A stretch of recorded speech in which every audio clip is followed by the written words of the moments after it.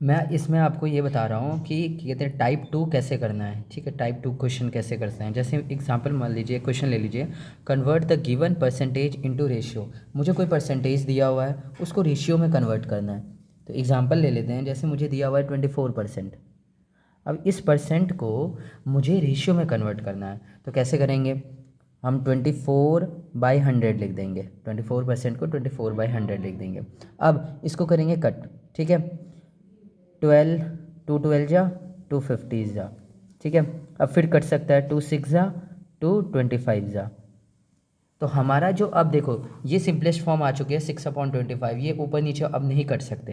तो ये जो सिंपलेस्ट फॉर्म है हमारा, यही हमारा क्या हो जाएगा, इसको हम रेशियो में लिख सकते हैं। कैसे लिख सकते हैं, 6:25।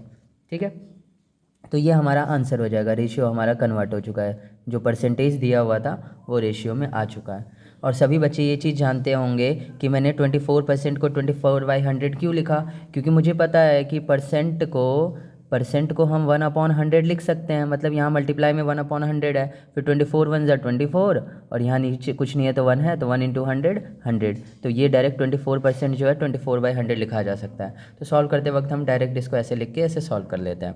रफ में मैंने आपको ये बता भी दिया है कि ऐसा क्यों हुआ है। ठीक है, अब एक इसी टाइप के अंदर इसका दूसरा कॉन्सेप्ट ले लेते हैं कि दूसरा कॉन्सेप्ट क्या है। मान लीजिए मुझे कोई रेशियो दिया हुआ है। ठीक है, रेशियो को परसेंट में करना है। तो क्वेश्चन अगर मेरा ऐसा आ जाए, convert the given ratio into percentage. ठीक है, मुझे रेशियो को परसेंटेज में कन्वर्ट करना है। अब जब मेरे पास, मान लीजिए कोई रेशियो ले लेते, कोई भी रेशियो, एग्जांपल के तौर पे 2/5 रेशियो, ये रेशियो लेना है ना, क्वेश्चन में रेशियो के फॉर्म में लिखा हुआ आएगा। तो मान लीजिए ऐसे लिखा हुआ है रेशियो के फॉर्म में 2/5। ठीक है, ये रेशियो बन गया मेरा। अब आप सभी को ये पता है, ये जो रेशियो लिखा हुआ है, इसी चीज़ को हम ऐसे फ्रैक्शन में लिख सकते हैं, 2/5 इस फॉर्म में लिख सकते हैं ऊपर नीचे।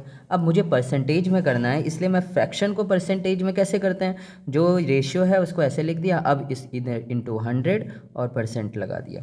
ठीक है, अब 5 1 जा 5, 5 20 जा 100, 22 जा 40% आंसर आ गया। यही मेरा आंसर है।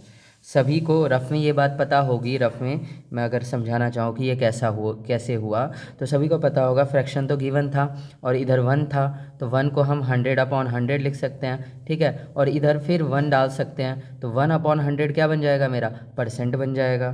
तो 100 ये रहा, ये वाला 100 ये रहा, 1/100% बन गया। तो मैंने इस लाइन को डायरेक्ट लिखा है यहाँ पे, और ये समझाया है कि ऐसे क्यों आया। ठीक है, अब हम अगले टाइप का क्वेश्चन लेते हैं। ठीक है, कि मुझे डेसिमल नंबर कोई दिया हुआ है, उसको मुझे परसेंटेज में करना है। ठीक है, टाइप 3 ले लेते हैं। अब डेसिमल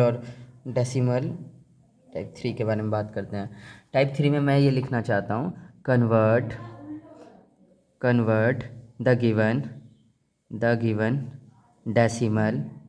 डेसिमल इनटू परसेंटेज। अब डेसिमल नंबर दिया हुआ है, उसको परसेंटेज में करना है। ठीक है, एग्जांपल के तौर पे मैं ये लेके चलना चाहता हूँ 0.01, ये एक डेसिमल नंबर है, आपको पता है। तो डेसिमल नंबर को कैसे करेंगे परसेंटेज में, तो डेसिमल नंबर को आप ले लीजिए, ठीक है, इंटू 100 करिए और परसेंट लगा दीजिए इधर।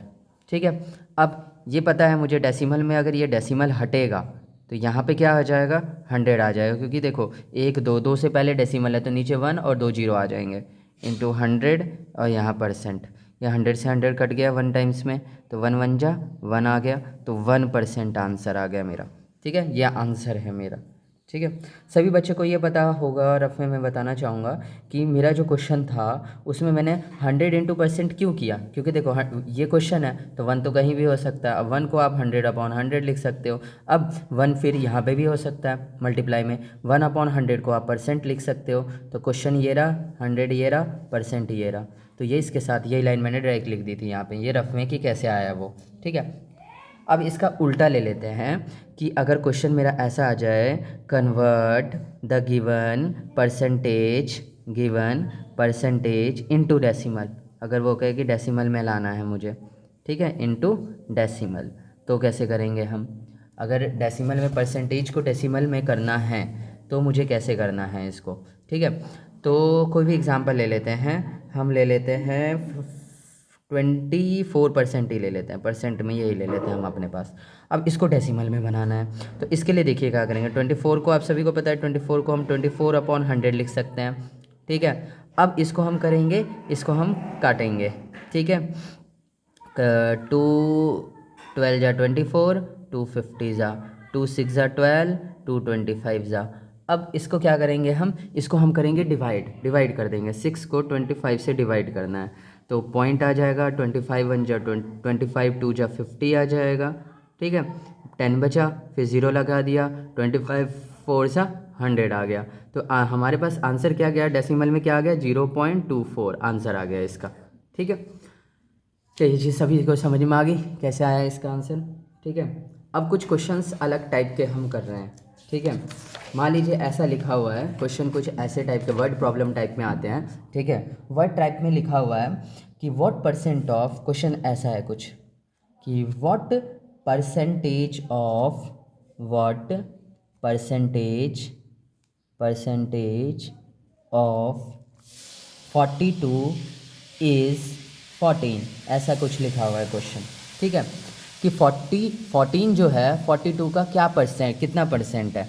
तो देखो व्हाट परसेंट ऑफ 42, ऑफ 42 मतलब 42 नीचे रहेगा, इज़ 14 तो 14 ऊपर रहेगा मेरा, ठीक है। और परसेंटेज पूछा है इसलिए मैं इसको 100 से मल्टीप्लाई करूँगा इधर, और इधर लगा दूँगा मतलब नंबर लगा दूँगा मैं एक, ठीक है। परसेंटेज का सिंबल लगा दूँगा। अब इसको कैसे करेंगे हम, इस चीज़ को करने के लिए क्या कहते हैं, 14 1 जा 14, 14 3 जा 100, ठीक है।